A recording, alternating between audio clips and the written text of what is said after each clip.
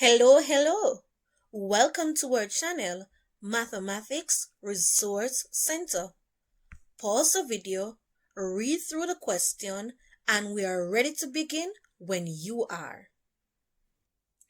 Given that 1 milliliter equal 1 divided by 1000 meters, 2500 milliliters in meter is... Okay, let's write down what we know.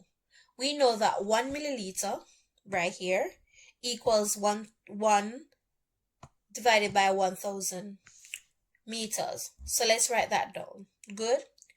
And we know that we're trying to find 2500 milliliters. How do I get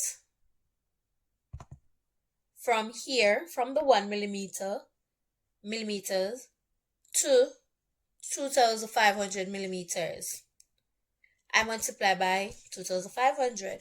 So if I'm going to find my answer over here to see how much meters 2500 millimeter is, I'm going to do the same, which is to multiply by 2500. And multiplying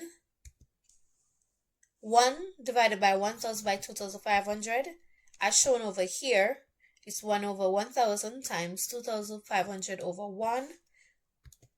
0 cancel 0, 0 cancel 0. We're left with 25 divided by 10.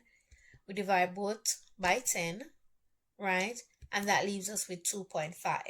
So 1 divided by 1000 times 500 is actually 2.5 meters. Or 1 over 1000 times 2500 is 2.5 meters. So our answer is B. And that brings us to the end of our video.